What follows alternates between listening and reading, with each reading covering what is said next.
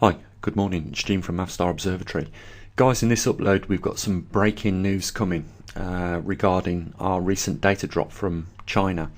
Now Tony dropped some data over to me this morning. I had a quick chat with her as well, and she brought it to my attention that she'd noticed over the few months the data dropping, the microteslas from Hong Kong that we measure the intensity of had been dropping off. Which was a bit of a surprise because we expected the intensity to actually increase, but we're going to get into this a little bit later. But guys, I've done a bit of calculation, and the timeline I've give with regards to what Tony's sent over and what we've seen take place in just 5 months of monitoring the intensity in China, it does seem to fit very significantly with my time prediction for the magnetic reversal to take place within 4 to 7 years. I'm going to get into that in a bit, but before we do, guys, I want to say a big thank you to the patrons and the people that support us on PayPal, and just mention to you guys that this is the worst point in the year for us that we received the least amount of funding. I know it's a difficult time for us all, but guys, we've got some big expense coming up in January when we're getting all this equipment ready now, and you'll see a bit later on the progress I've made with the oxygen sensor. That's nearly completely finished, and the reason why you haven't heard from me in the last few days is because I've had my head down in the programming of that, and now we've had a big breakthrough. We're going to start putting everything on OLEDs from now on, so we've got a heads-up display on the sensors that we build from now on. It was a bit of a learning curve to get to that stage in programming, but we've got it now, and there's no reason why we can't apply that to any of our sensors in the future. And a bit later on in this video, I'm just going to tell you the equipment that we've got and what we monitor a bit later on. But more importantly, guys, is that we get some funding secured for December and January. We've already got one of the worst months out of the way, last month, November, and it was only just marginally better than the month before that. So guys, the only way we can keep this important work going is by people crowdfunding it. It's as simple as that, and there's a PayPal link down there if you want to support us. Please do. So let's get into it. Well, as you can see from this chart, I've highlighted the strength of the Earth's magnetic field at 50 degrees latitude. As you can see, it's even less if you just look up the next column. It's only 31 microteslas at 0 degrees latitude, which is around about the equator. So it gives you an idea of when we're monitoring our magnetometers that are out there globally, when we're talking about microteslas, when we see only a small drop of 2 microteslas compared to the overall strength at 52 degrees latitude, it's a considerable amount, because the entire strength at that position is only 58 microteslas. So what have we got then that's breaking from China? Let me show you on the website where we've just uploaded the data, and we'll get into it. So guys, as you can see, we've been monitoring Hong Kong's magnetic intensity since around the 9th of June 2019 this year. So we've got around about 5 months worth of good data. There was a bit of test runs before that, but really we started to copy good clear data from this time. And as you can see on the chart, it peaks just slightly over 19.5 when we began. If I just bring your attention now to the recent months as it's been going on, it dropped from 19.5 there, and then hovered around 18, then went down to 17, and continued gradually to decline right up to the point where we've got the recent data from the 10th there. You can see we're dropping from 17 to 16, and then at the end of the chart it does hover around 16, and then we've got the most recent data. As you can see, it has dropped to, at the end of the chart, 15.15. That's 4 microteslas, and when you consider the Earth's strength at 50 degrees is 58 microteslas, that's quite a drop in the strength. So let's put this into perspective, right? You know, if the Earth at 52 degrees has a field strength of 58 microteslas, and we lose 4 microteslas in strength like what we see on these charts over 5 months, that's equivalent to 7% of the magnetic field strength at 58 degrees, which is quite an alarming amount. If we continue to see that drop over the next 4 years, that will equate to a total loss of 50%, 56%, and over a 7-year period of time it will equate to a 98% decrease in the intensity of the magnetism at 58 degrees longitude.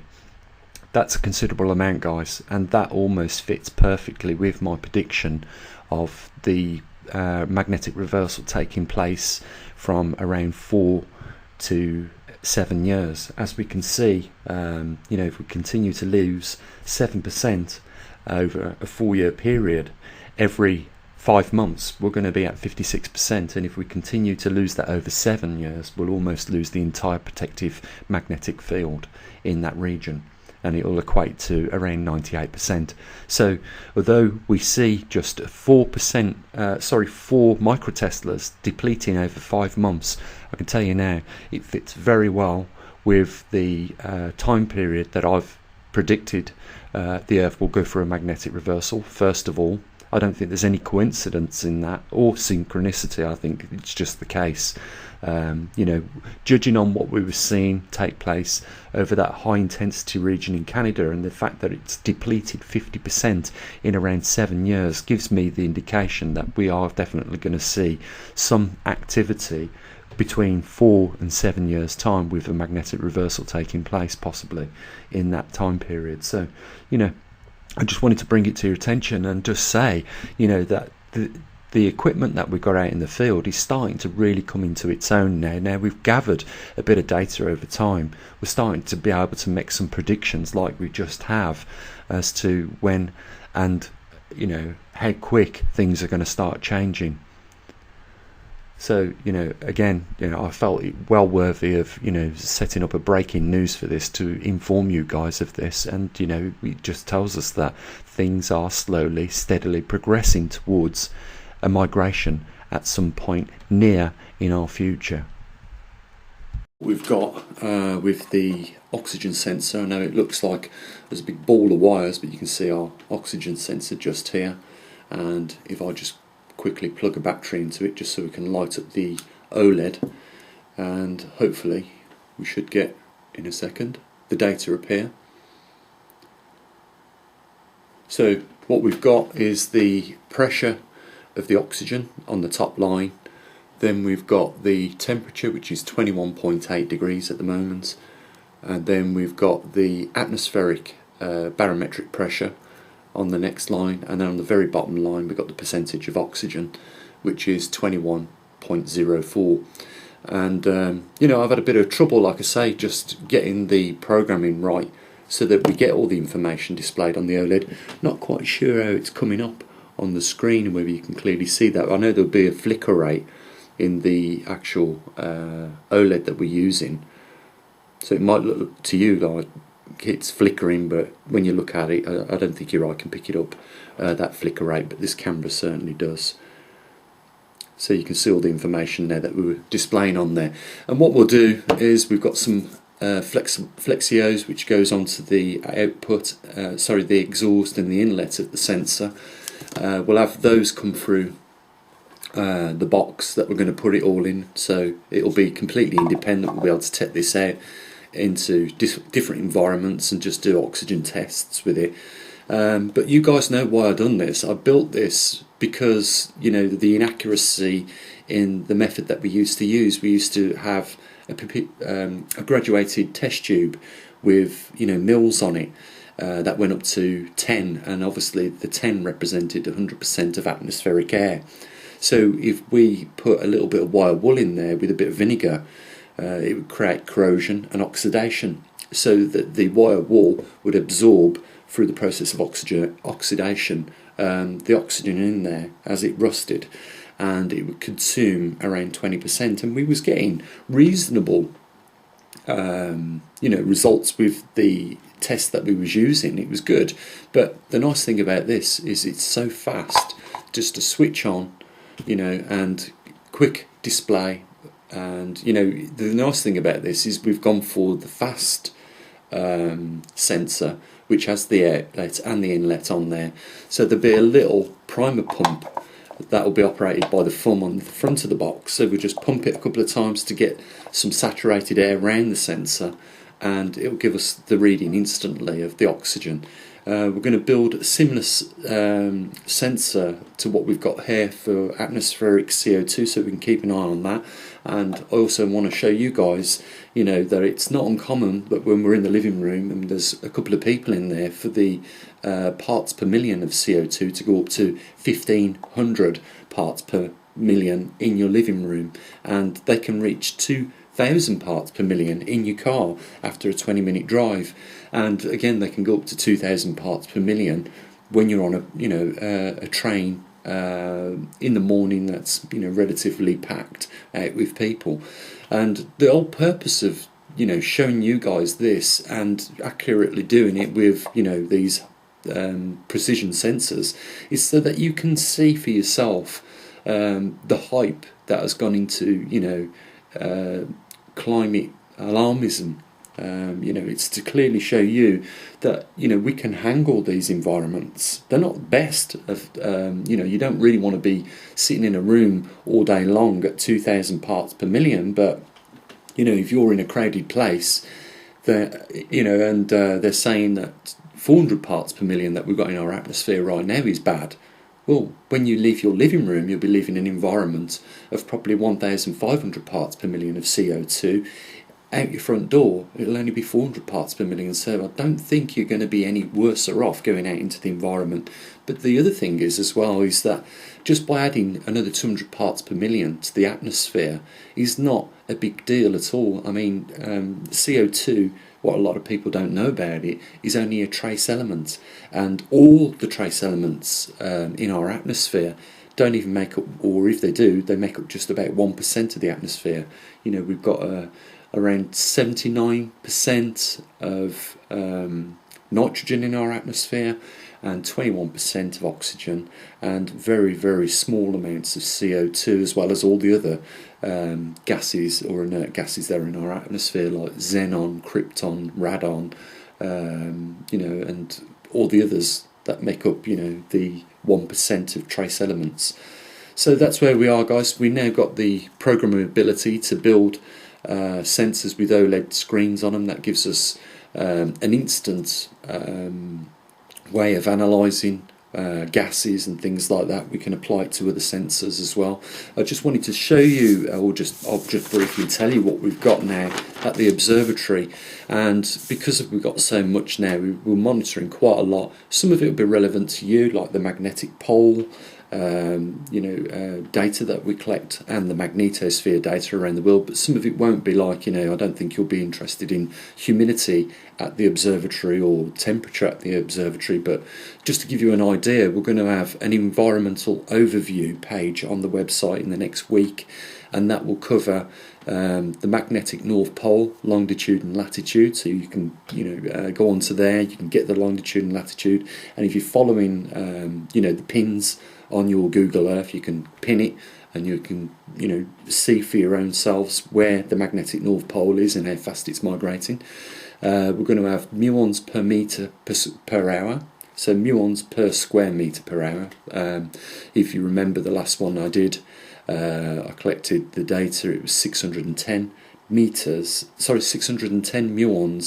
per square meter per hour. We also will collect background radiation counts, atmospheric oxygen, obviously, because we've got the sensor now, but we'll do a magnetosphere strength, we'll do the temperature, atmospheric pressure, and we'll also do atmospheric CO2, as well as humidity. So there's quite a lot really. On top of that, we've got the data that we collect from the trimag and the magnetosphere and all our global sensors as well. So for a small publicly funded observatory, we're actually covering a lot, and we're starting to answer questions now, guys. You know, is the magnetosphere weakening? Well, in some parts of this world, yes, it is, and at quite a considerable rate. I would consider, 4 microteslas to be quite a lot when you consider, we only have, at normal times, field strength of 58 microteslas. So 4 is a big chunk off that, and if we're losing that in 5 months, we could easily see a 50% reduction in 4 years, or over the 7 years, a complete reduction of the intensity in that region, because it could go to 98%. So, we cover quite a lot here. So I'm not going to go on anymore. I just wanted to briefly say, because I did promise that we would talk about what you can do, to avoid future problems for yourselves and your loved ones. And I really, guys, it is down to you what you do, and it's not going to be the same. It depends on where you live and what latitude you live on our planet. If we are going into a glacial period at some point, then we can expect sub-zero temperatures at 52 degrees latitude, and if that is the case, we can also expect temperatures to decrease another 20% below that. And it really is going to affect you where you are on this planet. And no one's going to be affected the same. Obviously, when the magnetosphere of this Earth collapses during the reversal, it will affect us all at that point. But with regards to how the jet stream is affecting food production around the world, I mean, at the moment, that we've got droughts in one extreme, and in the other, we've got frozen grounds. And both coincidentally are significantly damaging production of crops at a time as well when there's never been so many people on this planet. So, it will affect people in different ways until, the big event does occur. And at that point, we're all going to be subject to the effects of a weakened magnetic field and wherever else will take place during that reversal, because, guys, anything can happen. We just don't know. We haven't got any recorded data of the last magnetic reversal, simply because the last one took place. If we're talking about excursion, the last one was 12,000 years ago. If we're talking about a complete reversal, that was 780,000 years ago. And like I've said before, we don't know whether this is going to be just a case of reversing, or is it going to be a case where the magnetosphere collapses and doesn't come back online? If that is the case, it will explain why, we have had to wait another 500,000 years for the reversal to take place. It will mean that something may be solidifying, perhaps in the core, which is hampering the magnetic fields to do complete reversals. And if that is the case, that would explain why it's taken an extra 500,000 years, as opposed to going through that reversal period every 300,000 like it used to. So, this is very, very interesting times for all the inhabitants on this planet, and not just for human beings, but for all diversities of life on this planet, whether it's microcellular or multicellular, like complex life forms like ourselves. It stands to affect everything across the range. So I'm going to leave it here, guys. There's a link down there if you want to support us on PayPal. Like I say, this is the terriblest time for us at this observatory, and I know money's important to you guys, but we've got to keep the work going, what we're doing here. We're getting results, and it affects us all. And there's only 2%, if that are aware of this Earth going through one of these major changes right now. Can you believe that? More people need to know about it. You won't hear NASA and the European Space Agency come out and tell you about the depleting magnetosphere in these regions of the Earth that we have our magnetometers. So, it is for that reason that we come into our own at this observatory, delivering that information to the general public. And we know that some people can't afford it, but we know also that some people can. And it is a crowd-funded observatory. So, guys, if you can afford to chuck in a few bucks, the link's down there, and you get us through one of the worst times of the year as well. Over the 3 months, November, December and January is the worst time for us. We always suffer at the observatory for funding at that point in time. So, if you can help, please do. and we'll continue doing what we're doing. And like I say, we've got quite a lot of stuff coming up over the next month or so, with getting our muon detectors out to Brazil and South Australia. So, you know, we're doing all we can to keep you informed of what is going on with regards to the main anomaly that's taking place, as well as all the other effects that are happening and changing our lives as a result of it. So I'll say what I usually do, guys. Have a great week, and I'll catch up with you at some point. As always, bye for now.